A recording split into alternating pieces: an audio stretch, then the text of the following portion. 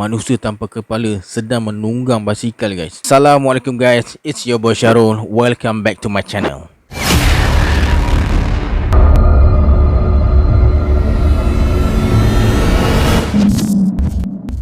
Terima kasih guys sebab dah klik video ni. Semoga yang menonton video ni berada dalam keadaan sihat, ditambahkan rezeki dan dipermudahkan urusan dunia dan akhirat. Amin. Ok guys, dalam video kali ni saya akan sambung cerita bercakap dengan jin siri 27 dan 28. Bagi sesiapa yang terlepas siri-siri sebelum ni, saya letakkan link di description di bawah. Sebelum saya mulakan cerita, saya berharap you all semua boleh subscribe channel saya. Terima kasih. Tanpa membuang masa lagi, jom let's jump to the story.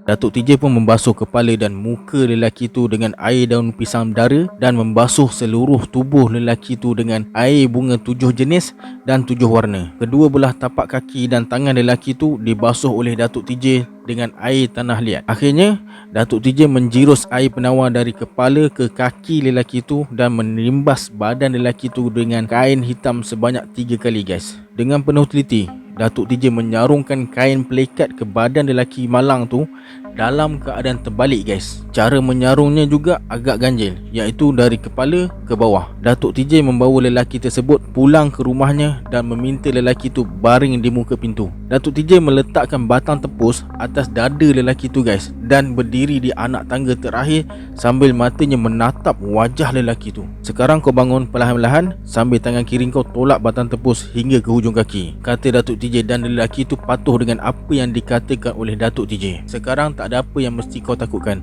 Tugas aku dah selesai. Beritahu Datuk TJ pada lelaki itu sambil melangkah ke dalam rumah. Datuk TJ duduk di tiang seri dan menyandarkan badannya guys. TJ pula bersandar dekat dinding. Matahari pagi kian meninggi. Dah masuk pukul 10 pagi. TJ rasa bila kerja Datuk dia dah selesai, tentu dia akan pulang. Paling lewat 3 atau 4 petang, mereka akan meninggalkan Kuala Terong, fikir TJ dalam hati. Lelaki yang sudah diubati oleh Datuk TJ terus menghidangkan kopi pada Datuk TJ dan TJ.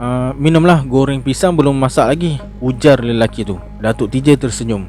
TJ terus menghirup kopi. Tiba-tiba guys, TJ tersedak. Air kopi tersembur di atas lantai. Kenapa? Suara Datuk TJ keras. Biji matanya terbeliak merenung wajah TJ. Hati TJ jadi kecut bila Datuk dia pandang dia macam tu. Kopi ni panas tu, kata TJ. Kalau Datuk panas, kenapa kau telan? Apa kau tak boleh tunggu sampai air tu sejuk? Suara Datuk TJ cukup keras guys. Wajahnya masam. TJ tahu Datuk dia memang tak senang dengan perangai gelojoh dia tu. Datuk TJ nak TJ menjadi manusia yang penuh sopan santun bila menghadapi hidangan, terutama sekali bila berada di rumah orang. Tak apalah tu.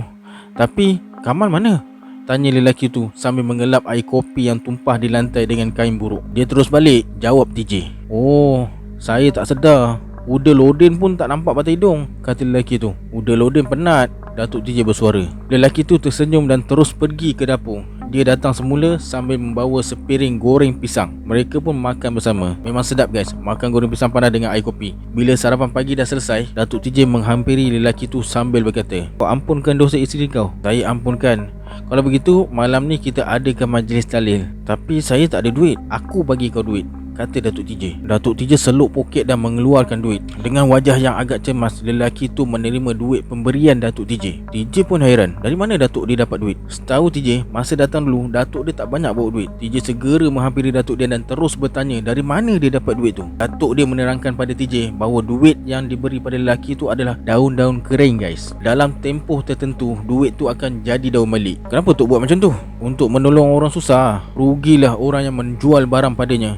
Tak, sebelum duit kertas tu bertukar menjadi daun, isteri aku orang bunian tu akan datang dan menukarkan duit yang betul pada penjual barang tersebut. TJ menarik nafas panjang mendengar penjelasan Datuk dia tu. Sebenarnya Datuk TJ macam berasa dengan TJ tentang ilmu yang ada pada dirinya. Dia hanya menunjukkan kebolehannya dalam waktu yang tertentu tanpa diduga atau dijangka oleh sesiapa. Disebabkan itulah TJ lebih senang mengikutinya ke mana-mana guys. Dan majlis tahlil pun berlangsung di rumah lelaki tu. 15 orang yang hadir. Datuk TJ sendiri yang jadi tukang masak dan membacakan doa. Bila majlis tu selesai, Datuk TJ memberitahu pada semua orang yang datang tu bahawa apa yang berlaku itu adalah petunjuk dari Allah untuk renungan manusia yang masih hidup. Jadikanlah ini sebagai contoh dan teladan. Allah dapat menunjukkan kebesaran dan kekuasaannya pada bila-bila masa. kata Datuk TJ. Semua orang yang berada dalam rumah tu menumpukan perhatian kepada Datuk TJ. Jika kamu sayangkan isteri kamu, cuba elakkan atau kawal diri mereka dari jadi penderhaka pada kamu. Isteri yang derhaka pada suami tak akan mencium bau syurga,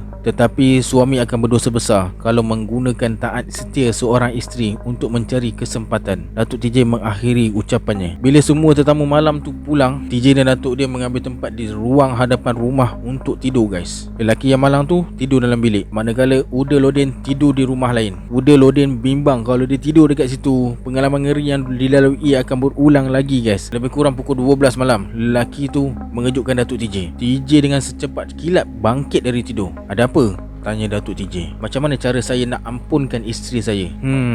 Datuk TJ menggaru pangkal keningnya. Saya termimpikan dia menangis di atas tanah lapang, ujar lelaki itu lagi. TJ sandarkan badan ke tepi dinding. Datuk TJ pun menyoal lelaki tu waktu bila dia mengalami mimpi itu guys. Adakah masa dia nak tidur tadi, badannya bersih dan ada membaca ayat-ayat suci Al-Quran? Masa saya masuk tidur, saya ada air semayang. Sebelum tidur, saya membaca ayat kursi. Jelas lelaki tu, isteri kau mengharapkan keampunan dari kau. Apa yang mesti saya buat? Tanyanya lagi. Datuk TJ bangkit dari tidur. Dia berjalan di ruang tu 2-3 kali guys. Suasana malam tu cukup sepi. Kau pergi ke kubur isteri kau besok pukul 7 pagi. Bacakan surah Yasin. Setiap kali kau sembahyang subuh, berdoalah pada Allah minta dosa isteri kau diampunkan. Itulah nasihat Datuk TJ pada lelaki malang tu guys. Saya buat. Saya nak rohnya tenang. Saya ampunkan dosanya, kata lelaki tu. Dia pun meninggalkan TJ dan Datuk dia di ruang hadapan. Masa tu tidur TJ cukup nyenyak guys. Bila bangun pagi, badan terasa segar. Lebih-lebih lagi bila mandi embun dengan Datuk dia. Kulit badan terasa sejuk dan kelihatan kemerah-merahan. Pagi tu TJ dan Datuk dia meninggalkan Kuala Terong menuju ke Pekan Terong. Datuk TJ terus berjumpa dengan Uda Lodin yang memang sedang menanti kedatangannya. Kita balik berasing lah, beritahu Datuk TJ pada Uda Lodin. Sebab aku nak pergi ke Pekan Minggu di Cangkat Jering, nak beli parang. Macam mana dengan upah menolong orang tu? Saya dah minta duit pada orang kampung RM300. Mereka setuju nak bayar? Dahi Datuk TJ bergerak-gerak. Biji matanya macam berputar-putar merenung muka Uda Lodin. Datuk TJ terus memegang batang leher Uda Lodin. Kenapa ni? Uda Lodin terkejut. Ingat, aku bukan cari makan dengan cara ni tau. Aku menolong orang kerana Allah. Bukan ni aku nak buat harta dengan ilmu yang ada pada aku ni. Ilmu ni pemberian Allah untuk menolong orang. Kalau aku nak hidup, aku mesti berusaha cari lain. Lagi sekali kau cakap macam tu, aku patahkan batang leher kau. Cukup keras suara Datuk TJ guys. 2-3 orang yang lalu dekat situ berhenti. Mereka mendekati Datuk TJ dan Uda Lodin. Salah seorang daripada mereka menyangka Datuk TJ dan Uda Lodin bergaduh, lalu menasihati Datuk TJ dan Uda Lodin supaya berdamai. Jangan campur, ini urusan kami, ujar Datuk TJ pada orang tu. Dengan wajah yang tersipu-sipu, orang tu menjauhkan diri dari Datuk TJ dan Uda Lodin. Engkau pergi beritahu pada orang kampung apa yang aku buat tu semuanya percuma, tak kena bayar 1 sen pun. Datuk TJ mengeluarkan perintah pada Uda Lodin. Tanpa banyak cakap, Uda Lodin terus naik bas yang memang menanti penumpang untuk pergi ke Kuala Terong. Datuk TJ terasa lega. Kawan ni ada kalanya jadi racun, rungut Datuk TJ sebaik saja bas bergerak menuju ke Kuala Terong. Datuk TJ yakin Uda Lodin akan memberitahu pada orang kampung apa yang dikatakan oleh Datuk TJ padanya. TJ dan Datuk dia terus menahan teksi yang dipandu oleh pemuda berbangsa Cina menuju ke Pekan Minggu Cangkat Jering. Memang tujuan utama Datuk TJ ke situ untuk membeli sebilah parang panjang guys. Setelah membayar harga teksi tersebut, TJ dengan Datuk dia terus masuk ke dalam gerai buah-buahan hingga ke gerai makanan. TJ dengan Datuk dia berjalan dalam suasana yang tenang. Akhirnya mereka pun sampai ke gerai menjual golok serta parang kepunyaan Osman Rumba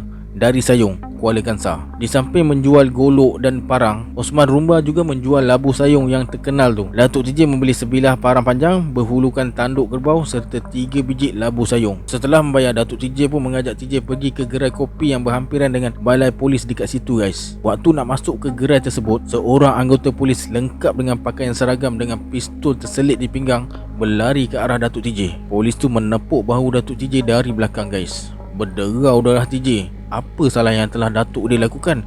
Kenapa Datuk dia mesti ditangkap? Persoalan tu timbul dalam kepala TJ. Kawatan, kata Datuk TJ sebaik saja matanya tertumpu ke wajah anggota polis yang berusia kira-kira 40 tahun tu guys. Anggota polis tu menyatakan rasa kagumnya kerana Datuk TJ masih dapat mengingatinya walaupun sudah hampir 20 tahun tak berjumpa. Anggota polis tu berasal dari Johor dan pernah bertugas di Balai Polis Pekan Beruas sekitar tahun 1943 hingga 1945. Pada awal tahun 1946, dia ditukarkan ke Balai Polis Umbai, Melaka. Sejak itu hubungannya dengan Datuk TJ putus sama sekali. Ini siapa? Tanya anggota polis tu pada Datuk TJ sambil merenung muka TJ. Oh, ni Tama, cucu aku, jawab Datuk TJ. Anggota polis tu tersenyum. Dia memberitahu Datuk TJ bahawa anak sulungnya yang sebaya dengan TJ dah bekerja sebagai anggota polis dan ditempatkan di Kuala Terong. Kemudian Atan ni anggota polis sudah mengajak TJ dan datuk dia ke rumahnya. Barangkali ada tujuan yang tertentu. Paling tak pun dia nak menuntut ilmu dari datuk TJ. Fikir TJ, memang tempat apa yang DJ sangka. Dia memang dah lama mencari Datuk TJ untuk diajak ke Batu Pahat. Dia menyatakan hanya Datuk TJ seorang je yang boleh menyelesaikan masalah yang dihadapi oleh keluarganya guys. Dah banyak pawang dan dukun terkenal dipanggil ke tempatnya, tetapi mereka tidak berjaya mengatasi masalah yang menimpa keluarga anggota polis tu. Apa masalahnya? Soal Datuk TJ. Kubur anak saudara saya berasap. Kuburnya berasap? Datuk TJ terkejut. Biasanya kubur tu berasap pada sebelah pagi dan senja. Serentak dengan tu, orang yang dekat tanah kubur terdengar suara orang menjerit minta tolong. Terang anggota polis tu. Datuk TJ terdiam. Dia tak jadi minum kopi yang dihidangkan oleh isteri anggota polis tu. TJ rasa Datuk dia terkejut dengan apa yang didengarnya itu. Lama juga Datuk TJ termenung. Dahinya berkerut. Belum pernah dia mendengar dan berhadapan dengan peristiwa macam tu. Ada gambar anak saudara awak tu dekat sini Atan? Datuk TJ renung muka anggota polis tu. Ada. Nanti saya ambilkan. Anggota polis tu masuk ke dalam bilik dan keluar semula dengan sekeping gambar postcard di tangan. Gambar tu diserahkan pada Datuk TJ. Lama juga Datuk TJ merenung wajah anak saudara anggota polis tersebut. Tanpa mengucapkan sesuatu, Datuk TJ memulangkan semula gambar tersebut pada anggota polis tu guys. Saya boleh cuba, kata Datuk TJ. Terima kasih. Wajah anggota polis tu TJ lihat berseri-seri. Senyumannya tidak putus-putus bermain di bibir. Bila kita akan pergi? Tanya anggota polis tu. Datuk TJ merenung ke wajah TJ. Minggu depan kita bertolak petang. Eloklah tu. Saya boleh minta cuti. Macam mana nak pergi sana? Pergi sama-sama ke atau berasing? Datuk TJ mengajukan pertanyaan. Kita pergi dengan kereta saya lah. Lega hati TJ bila dengar anggota polis tu cakap macam tu. TJ tahu kalau pergi berisingan, datuk dia akan menunggang harimau peliharaannya waktu malam. Satu cara yang amat TJ tidak suka guys. Seram sejuk badan TJ bila memaut batang leher harimau tu. Walaupun harimau tu jinak, Datuk TJ terus memberi alasan kenapa dia terpaksa pergi ke Batu Pahat minggu depan guys. Pertama, dia nak berjumpa dengan isteri mudanya, orang Bunian tu, sebelum berjalan jauh. Kedua, dia perlu menghubungi harimau belaannya untuk jadi pengiring ketika dia berada di sana. Dan ketiga, Datuk TJ perlu membuat persiapan-persiapan tertentu. Sementara menunggu minggu depan, TJ dan datuk dia pulang ke kampung. Semasa berada di kampung, boleh dikatakan setiap malam datuk dia memanggil harimau belaannya datang ke halaman rumah. Datuk TJ memberikan harimau tu makan 7 biji bertih dan menyediakan air dalam bekas buluh gading dan bermain-main dengan harimaunya di bawah cahaya bulan yang sedang mengambang. Datuk TJ memberitahu pada harimau belaannya itu supaya pergi ke arah selatan tanah air. Kadang-kadang TJ lihat datuk dia duduk atas belakang harimau dengan isterinya, orang Bunian, menuju ke arah bukit kota. Anehnya, bila TJ bangun dari tidur pada esok harinya, TJ dapati datuk dia dah berada di rumah. Waktu bila dia pulang, TJ sendiri pun tak tahu. Pagi Selasa tu, sebuah kereta Austin berwarna merah yang dipandu oleh Atan, anggota polis tu, datang ke rumah Datuk TJ. Tepat pukul 10 pagi, mereka pun bertolak. Lebih kurang pukul 4 petang, mereka pun sampai di Balai Polis Ceras, Kuala Lumpur. Mereka singgah di rumah Kadir Khan, abang ipar Atan. Mereka meninggalkan Balai Polis Ceras setelah menunaikan sembahyang maghrib. Sepanjang perjalanan, Datuk TJ tak putus-putus bercerita dengan Atan. Ternyata banyak yang Datuk TJ tahu tentang keluarga dan sanak saudara Atan. TJ tidur je dalam perjalanan yang amat membosankan tu guys. Bila terjaga, dia akan melihat keluar. Pemandangan malam tu memang tak menyenangkan hati TJ. TJ pun tak bertanya pada datuk dia. Bandar atau pekan yang dilintasi oleh kereta yang mereka naiki. Tak banyak kenderaan yang mereka temui atau berselisih sepanjang perjalanan tu guys. Badan terasa cukup sejuk. Bila TJ melihat keluar, dia terasa takut melihat hutan dan bukit di kiri kanan jalan. Tiba-tiba, TJ terasa Atan memperlahankan keretanya guys. Pukul berapa? TJ terdengar suara datuk dia. Atan tak menjawab. Kereta macam ditarik sesuatu dari belakang guys. Pukul 2. Kita dekat mana ni Tan? Dekat Sungai Rambai. Dah dekat sempadan Johor dah ni. TJ terasa cukup resah. Dia yakin kereta yang mereka naiki tu tak bergerak guys. Walaupun Atan menekan minyak dan memutar-mutarkan steering. TJ jengukkan kepala dia ke depan. Dia terkejut besar guys. TJ lihat muka Atan pucat.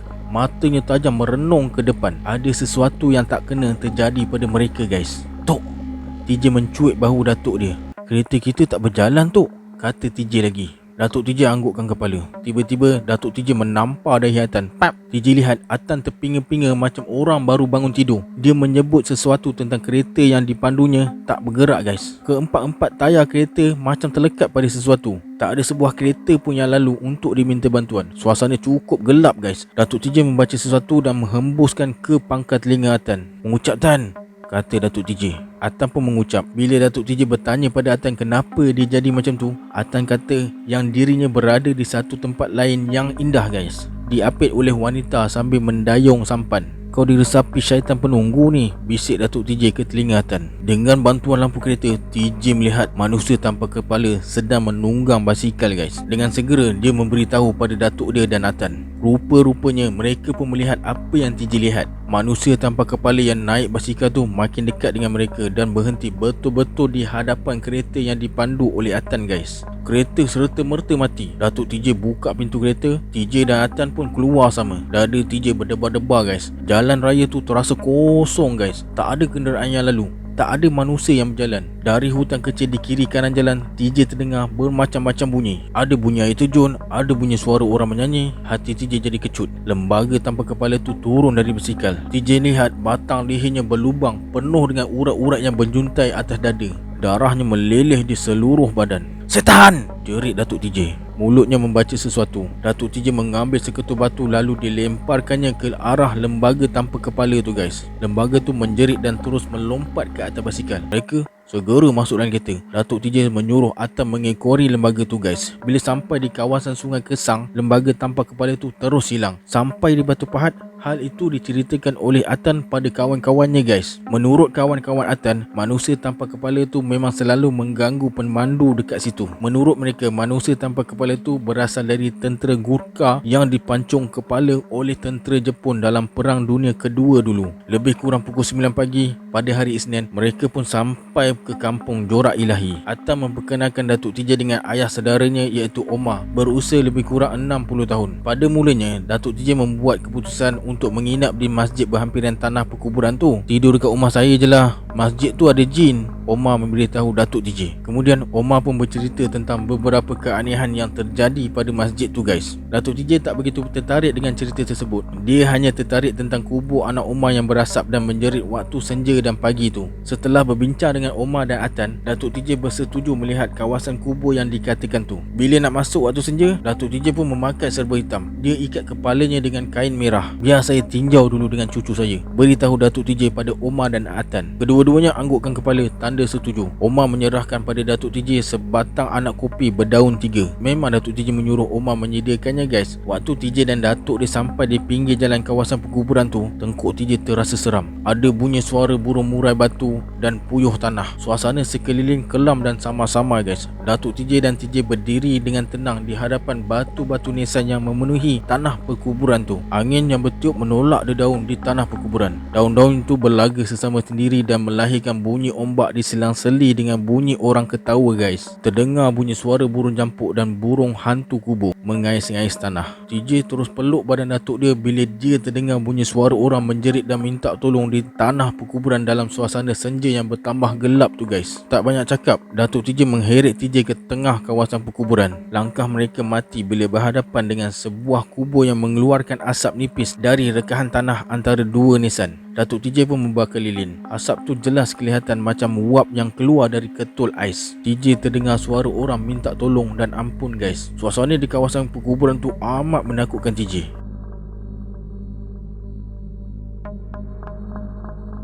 TJ masih lagi dapat mengawal perasaan. Datuk TJ memadamkan api lilin. Dalam sama-sama senja tu, Datuk TJ memandang tepat ke wajah TJ. "Kita balik," kata Datuk TJ. "Kenapa?" "Jangan banyak tanya, ikut cakap aku." "Tapi Tok."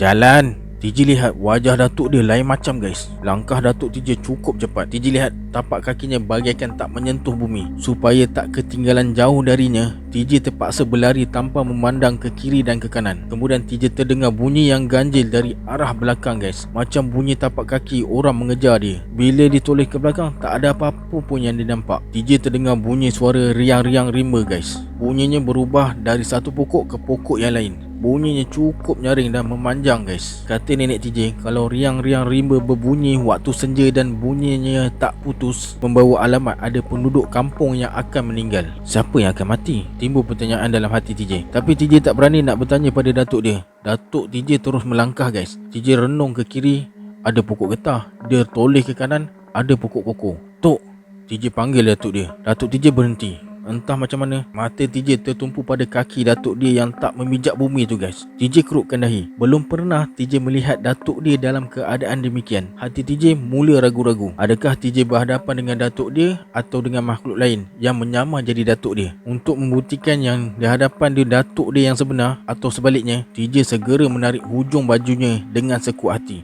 Badan TJ bagaikan ditarik oleh sesuatu, menyebabkan TJ terdorong ke depan guys. Bahu sebelah kanan TJ menyondol ke pangkal belikat datuk dia. Kemudian TJ terasa satu hentakan yang amat kuat mengenai pangkal telinga kanan dia guys. Seluruh badan dia terasa lemah. TJ tak dengar apa-apa. Semuanya terasa sunyi dan sepi. TJ tak tahu berapa lama dia berkeadaan demikian. TJ tersedar apabila badan dia digoyangkan oleh datuk dia beberapa kali. Telinganya dibacakan dengan ayat-ayat suci. Bila TJ membuka mata, TJ nampak datuk dia tersenyum. Saya nampak Tok Ber. Aku faham. Datuk TJ terus memotong cakap TJ dan menyuruhnya bangun. Suasana sekeliling bertambah kelam guys. Bunyi suara burung hantu kuang kuit macam ni kot cukup jelas kedengaran. Kata orang tua-tua, burung tu berbunyi dari atas kepala harimau. Ada juga yang mengatakan burung tu jadi jalan kepada hantu dan syaitan. Sering berbunyi waktu senja begini dan tengah malam menjelang subuh. TJ tak boleh bangun. Kedua belah sendi lutut dia terasa longgar, tak mampu menahan badan dia yang agak gemuk tu. Bunyi suara burung hantu kuang kuit semakin dekat guys. TJ cemas dan dia faham kalau tak kena caranya, TJ dengan datuk dia akan jadi korban harimau. Kita dalam bahaya tu. Rumah Omar jauh pula. Tak apa, sepatutnya kau tak boleh tegur aku bila melihat aku dalam keadaan yang pelik tadi. Kenapa tu tak cakap tadi? Aku terlupa, kata Datuk TJ dengan wajah yang kesal. Tanpa diminta, Datuk TJ menerangkan pada TJ bahawa dia terpaksa berjalan atas angin untuk menghindarkan sebarang kejadian buruk. Menurut Datuk TJ lagi, jarak tapak kakinya dengan tanah lebih kurang 1,5 kaki. Ruang yang kosong antara tapak kaki dengan tanah akan dilalui oleh angin yang boleh memisahkan kuasa jahat dari meresapi ke dalam tubuhnya guys. Apa dia kuasa jahat tu Tok? Tanya TJ. Jin tanah atau jembalang tanah. Pelik betul bunyinya. Ni dah tayul Tok, kata TJ sambil tersenyum. Belum pun Datuk TJ memberikan jawapan pada pertanyaan tu, TJ tercium satu bau yang agak ganjil guys. Suara burung hantu kuang kuit terdengar dari dahan pokok atas kepala dia. Datuk TJ masih bertenang. Dia suruh TJ berdiri tapi TJ tak berdaya guys. Kalau aku berjalan pijak tanah tadi, tentu aku lumpuh satu badan. Tempat ni keras, beritahu Datuk TJ kepada TJ. Datuk TJ juga menyatakan sekiranya TJ tak tarik bajunya tadi, perkara tu tak berlaku pada TJ. Sebabnya ketika dia berjalan tadi, semangat dan perasaannya dah disatukan dengan semangat TJ. Datuk TJ pun memicit buku lali kanan TJ. Mulutnya terkumat kamit membaca sesuatu. Hari bertambah gelap. Bunyi riang-riang rimba tak kedengaran lagi guys. Ternyata usaha yang Datuk TJ lakukan tak berjaya. TJ tak mampu berdiri dan dia terasa macam tempurung lututnya dah hilang guys. Kau tahu Utama, kenapa aku berjalan atas angin? Tak tahu. Kau perlu belajar dan mengenal adat budaya dan kepercayaan nenek moyang yang tak lari dari asas agama Islam. Maksud Tok, manusia tak dapat melarikan diri dari 4 unsur ni, iaitu tanah, air, api dan angin. Begitulah yang dikatakan oleh guru aku. Sebab apa Tok? Kalau tak ada benda-benda ni, manusia tak akan dapat bergerak atas alam ni. Maksud Tok?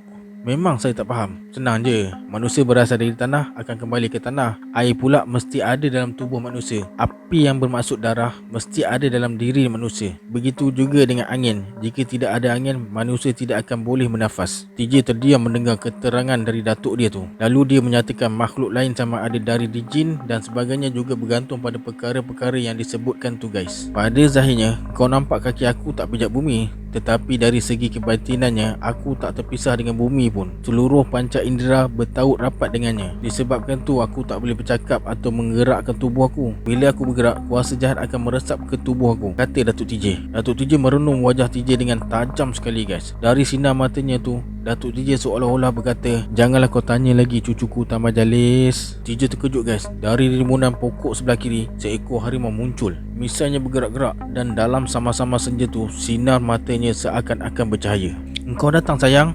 kata Datuk TJ. Harimau tu bergerak menghampiri Datuk TJ. Dengan tenang, Datuk TJ menghulurkan lengan tangan kanannya pada harimau tu guys. Harimau tu menjilat-jilat tangan kanan Datuk TJ. Datuk TJ memeluk leher harimau dan meraba-raba misai harimau tu guys. Taringnya yang tajam berwarna putih jelas kelihatan. Kau tahu aku dalam kesusahan, kau datang je, kata Datuk TJ. Harimau tu terus merebahkan badannya ke atas tanah, bergerak ke kanan sambil menggerak-gerakkan ekornya. Datuk TJ mengurut-urut badan harimau tu berkali-kali guys. Cucu aku sakit, kau jilatlah tempurung lututnya. Sebaik saja Datuk TJ selesai bercakap, harimau tu bangun dan mengeliat. Dengan kedua belah kaki depannya mencengkam ke tanah. Harimau tu mengaum kecil sambil membetulkan kedudukan badannya seperti asal. Kau kena buat senaman macam harimau tu buat, untuk menguatkan pinggang, urat-urat kaki dan tangan serta belikat dari diserang lumpuh.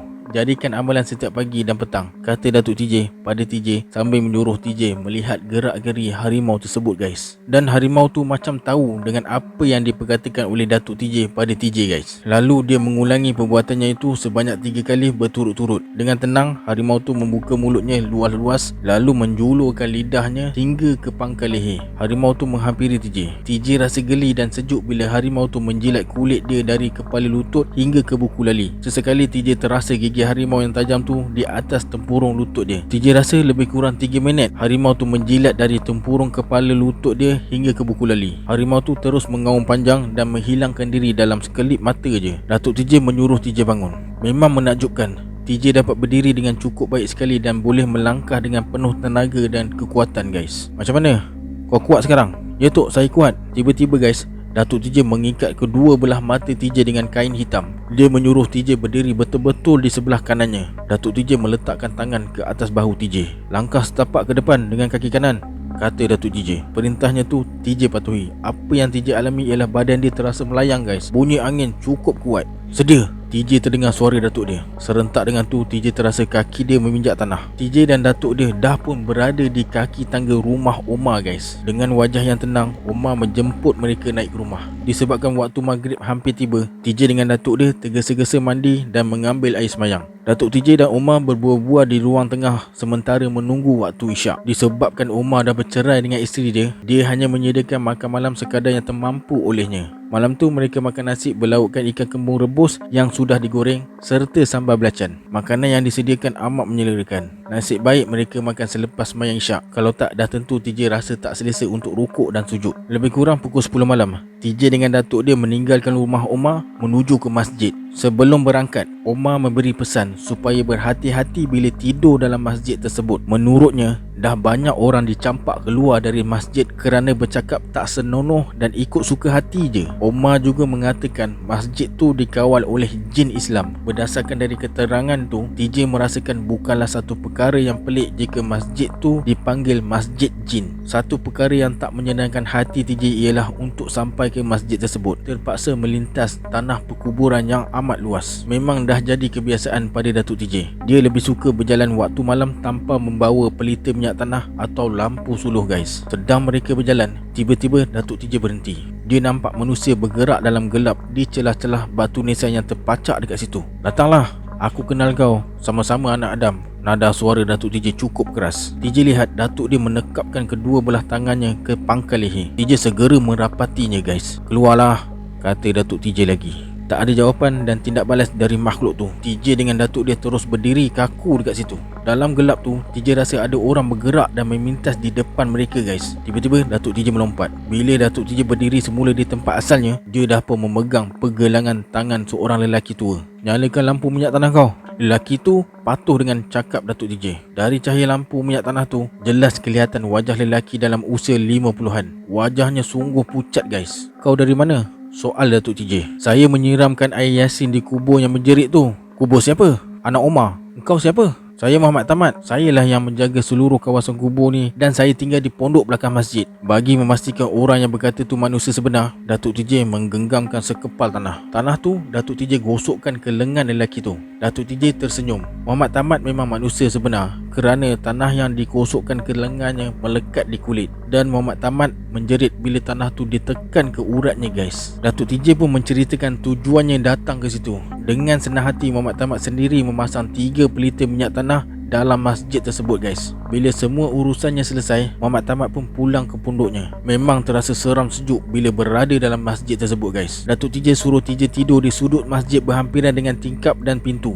Datuk TJ pula terus sembahyang sunat masjid. Selesai sembahyang, dia terus membaca Al-Quran. TJ akhirnya terlelap guys. Bila TJ terjaga dari tidur, di hadapan dia ada seorang lelaki berjanggut memakai serban dan berjubah hijau. Air mukanya cukup bersih, bagaikan ada cahaya ketenangan di wajahnya guys. "Kau tidur dekat sana nak?" katanya. TJ pun bangun dan menuju ke tempat yang ditunjukkannya. Datuk TJ terus membaca Al-Quran. TJ lihat di kiri kanan datuk dia terdapat beberapa orang lelaki memakai serban hijau dan berjubah hijau penuh khusyuk mendengar datuk dia membaca ayat-ayat suci. Setiap pembacaan datuk dia yang tersalah atau silap segera ditegur. Ruang masjid TJ lihat terang benderang guys, bagaikan ada lampu elektrik. TJ terus tidur dan bangun bila terdengar azan subuh. TJ segera mengambil air sembahyang. Dalam sekelip mata je, TJ dapati masjid tu sudah dipenuhi oleh manusia untuk sembahyang subuh. Sebelum memulakan sembahyang, TJ bersalam dengan seorang imam. Tak banyak perkataan yang diucapkan ketika TJ berjabat salam dengannya. Dia lebih banyak ucapkan Allahu Akbar. TJ tengok datuk dia tenang berhadapan dengan orang-orang yang tak dikenali tu. TJ pula sembahyang agak jauh dengan datuk dia. Lepas sembahyang, orang-orang tu bersalaman antara satu sama lain. Akhirnya bersalaman dengan TJ sebelum meninggalkan masjid. Pak Imam adalah orang yang terakhir meninggalkan masjid. Bila sampai di halaman masjid, dia berpatah balik mendapatkan Datuk TJ. "Awak orang baru, ada hajat datang ke sini?" soalnya. "Memang, ada hajat besar." "Apa hajatnya?" "Nak menghilangkan suara yang menjerit dari kubur." "Oh, dia anak derhaka. Saya pun pernah berusaha." "Maksud Pak Imam?" "Ada saya tinggalkan air untuk disiramkan ke atas kuburnya, tetapi orang yang menyiramnya tu tak berapa sempurna. Saya kurang faham. Dia jarang berjemaah subuh di sini. Sebagai orang Islam ada tempat ibadat, memang elok sembahyang jemaah, banyak faedahnya. Dapat mengekalkan semangat persaudaraan sesama Islam. Sembahyang seorang dengan sembahyang jemaah beza pahalanya," kata Pak Imam tu dengan senyuman. Dia lalu meminta diri dan tetap berdoa pada Allah. Semoga niat baik Datuk TJ tu akan berjaya. "Berusahalah untuk kebaikan, tetapi apa yang harus awak ambil kira, segala kejadian yang berlaku sebagai petunjuk dari Allah untuk manusia di dunia." Itulah kata-kata yang diucapkan pada Datuk TJ dan meninggalkan kesan yang amat mendalam pada TJ. TJ hanya dapat melihat Pak Imam melangkah 5 tapak di halaman masjid. Tubuhnya gaib bila sampai ke arah sebatang pokok. Bila TJ menoleh ke dalam masjid, dia lihat datuk dia terus membaca ayat Al-Quran. Suasana subuh yang amat sejuk tu membuatkan TJ 2-3 kali menguap panjang guys. Sesekali dia mengeliat menghilangkan rasa lenguh di badan. "Kau ambil Yasin dan baca," perintah Datuk TJ. TJ pun terus membaca Yasin dengan perlahan-lahan. Pembacaan TJ sering terganggu dan tidak selancar pembacaan datuk dia. Akhirnya, beberapa orang kampung yang berdekatan datang sembahyang subuh di masjid tersebut guys. Mereka merasa agak pelik kenapa TJ dan datuk dia tak turut serta sembahyang berjemaah bersama mereka guys. Dari gerakan mata mereka membayangkan kesangsian. Agaknya mereka ingat TJ dan datuk dia berlainan mazhab atau belajar ajaran sesat. Bila mereka selesai sembahyang, Muhammad Tamat menghampiri Datuk TJ. "Kenapa tak berjemaah sekali?" tanya Muhammad Tamat. "Kami dah sembahyang jemaah tadi." "Dengan siapa?" "Tadi ramai orang datang, penuh satu masjid." "Hah? Tak pelik pun. Saya bercakap dengan Pak Imam tadi dan saling bersenyuman dengan Bilal." Muhammad Tamat mengurutkan keningnya. Dia termenung. Cepat-cepat dia menuju ke sudut masjid sebelah kanan dan mengambil sebotol air jernih. Dia datang pada Datuk TJ semula. "Awak bermimpi agaknya." "Saya cakap betul. Air dalam botol yang awak ambil tu pemberian Pak Imam." TJ lihat muka Muhammad Tamat berubah lagi. "Awak berjemaah dengan jin ni?" "Alhamdulillah. Saya bersyukur atas kebesaran Allah." Datuk TJ pun menadahkan kedua belah tangannya. Orang-orang kampung pun mula meninggalkan masjid. Begitu juga dengan Muhammad Tamat. Bila matahari mula terbit di kaki langit, TJ dengan datuk dia pun keluar untuk mandi embun guys. Mereka sampai di bahagian belakang masjid yang berhampiran dengan kawasan perkuburan. TJ dengan datuk dia terdengar suara orang menjerit dan menangis guys. Mereka menuju ke arah bunyi suara tu. Bila mereka berdua sampai di kubur anak Umar, TJ lihat Muhammad Tamat terbongkok-bongkok menyiramkan air dari dalam botol ke atas tanah kubur. TJ dengan datuk dia terus menghampiri Muhammad Tamat. Dia tak mempedulikan kedatangan mereka berdua guys. Datuk TJ terus duduk di bahagian kepala kubur dan membacakan sesuatu. Air yang disiram oleh Muhammad Tamat habis satu botol. Muhammad Tamat pun meletakkan botol kosong tu dekat batu nisan. TJ terkejut. Botol kosong tu bergerak-gerak. Akhirnya botol tu hilang guys. Tu perkara biasa, kata Muhammad Tamat memberitahu TJ yang kehairanan. Suara dari dalam kubur tak sekuat tadi, tetapi TJ dapat mendengar dengan jelas apa yang keluar dari dalam tanah tu. "Aduh, panasnya. Ampunkan saya, Mak. Ampunkan saya." Itulah yang TJ dapat dengar. Datuk TJ masih diam seribu bahasa. Walaupun hari masih pagi, TJ perhatikan memang terdapat kepulan asap nipis keluar dari tanah kubur tu guys. Di bahagian kaki yang berhampiran dengan batu nisan, TJ lihat tanah dekat situ ada rekahan kecil. TJ terus beritahu apa yang dilihat pada datuk dia. Datuk TJ suruh TJ diam. Muhammad Tamat meninggalkan mereka berdua dekat situ guys. Datuk TJ terus membaca ayat suci Al-Quran. TJ duduk di sebelah datuk dia. Bila Datuk TJ selesai membaca, dia menoleh ke kiri. TJ dapati Pak Imam yang berjubah hijau berdiri di sisinya guys. Pak Imam bersalam dengan Datuk TJ sambil berkata, dia anak derhaka. Pak Imam tu hilang. Suasana di tanah perkuburan terasa cukup sunyi guys. Bulu tengkuk TJ meremang.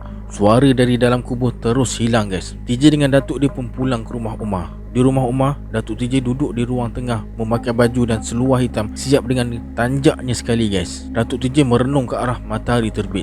Sebelah kanan tersusun beberapa batang pokok kayu kecil. Sebelah kiri pula ada mangkuk putih tanpa air. Datuk TJ bertafakur kira-kira 10 minit guys. Semua yang Datuk TJ lakukan tu diperhatikan oleh Umar dan TJ dengan penuh teliti.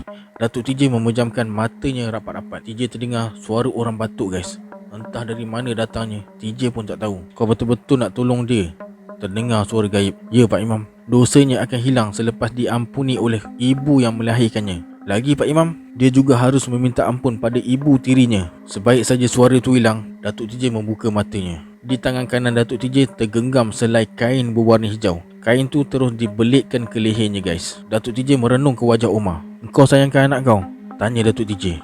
Ya. Maka berceritalah Omar bahawa anaknya tu pernah menendang dan memaki ibunya sesuka hati. Malah pernah melukakan perasaan ibunya yang melarang dia bercampur gaul dengan budak-budak nakal. Larangannya tu tidak dipedulikan oleh anaknya. Akhirnya anaknya tu terlibat dengan kumpulan penghisap ganja dan jadi peminat nombor ekor. Anak saya tu buat kerja-kerja syirik, menyembah pokok, pergi ke kubur lama menurun nombor ekor, kata Omar dengan wajah yang amat muram guys. Datuk TJ hanya mendengar dengan penuh teliti. Omar juga mengatakan ibunya menentang perbuatan tu hingga timbul pertengkaran. Anaknya tak dapat mengawal perasaan lalu memaki ibunya sendiri. 3 bulan lepas peristiwa tu, Omar bercerai dengan isterinya, lalu berkahwin lagi. Anak saya akhirnya bengkak kaki, tak boleh berjalan.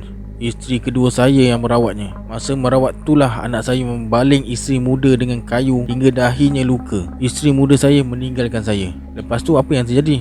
Tanya Datuk TJ. Anak saya dimasukkan ke hospital Batu Pahat dan meninggal dunia. Awak terlalu manjakan anak, kata Datuk TJ lagi. Memang, dialah satu-satunya anak saya. Suara Omar tersekat-sekat dan menangis. Setelah mengadakan perundingan dengan Omar, Datuk TJ berusaha mencari isteri tuanya. Akhirnya isteri tua Omar ditemui di Pontian, dah menikah dengan orang berketurunan Pakistan. Datuk TJ membawa isteri tua ke rumah Omar. Isteri muda tak dapat ditemui. Menurut beberapa orang kampung dekat situ, isteri muda Omar dah pun pulang ke kampung halamannya di Tanjung Balai, Indonesia. Semua peristiwa yang terjadi diceritakan oleh Datuk TJ pada isteri tua Omar. Perempuan tu menangis tersedu-sedu guys. Hatinya terasa pilu atas perbuatan bekas suaminya yang tak memberitahu tentang kematian anaknya. Malam tu, TJ dan datuk dia tidur di masjid jin lagi sekali guys. Kali ni mereka berdua datang ke masjid agak lewat, kira-kira pukul 1 pagi. Kedatangan mereka disambut oleh Pak Imam berjubah hijau di muka pintu masjid. Kau dah jumpa dengan maknya? Tanya Imam tu. Ya Pak Imam. Mana dia? Dia ada di rumah adik Omar. Kita ke sana, jawab Pak Imam. Mereka pun menuju ke rumah adik Omar. Pak Imam berada di antara TJ dengan datuk dia. Satu perkara pelik yang TJ alami, orang lain tak dapat melihat tubuh Pak Imam. Mereka hanya mendengar suaranya je. Sedangkan TJ dan datuk dia dapat melihat gerak-geri Pak Imam tu. Pak Imam melakukan sembahyang 2 rakaat di rumah adik Omar. Kemudian dia mengajak Datuk TJ dan TJ membaca surah Yasin hingga subuh guys. Sebelum matahari terbit, Pak Imam memberikan sebotol air kepada Datuk TJ. Kau ajak ibunya ke kubur pada sebelah pagi. Suruh dia siramkan air ni atas tanah kubur tu dan suruh dia baca ayat ni. Pak Imam beritahu pada Datuk TJ sambil menyerahkan sehelai kertas yang bertulis Jawi. Lagi Pak Imam, sesudah selesai semuanya tu, ibunya harus melakukan sembahyang tahajud tengah malam, minta Allah mengampunkan dosa anaknya. Tetapi dia mesti mengampunkan perbuatan anaknya tu terhadapnya dulu. Janda Omar dan iparnya terpinga-pinga mendengar suara gaib tu guys. Mereka hanya nampak sekilas pandangan bentuk tubuh imam yang berjubah hijau waktu berdiri di muka tangga sebelum menghilangkan diri. Okay guys, sampai sini video untuk hari ni. Bagi you all yang belum subscribe tu, please subscribe guys, supaya you all semua tak terlepas siri-siri yang akan datang. Okay guys, Assalamualaikum. Bye. Adiosa.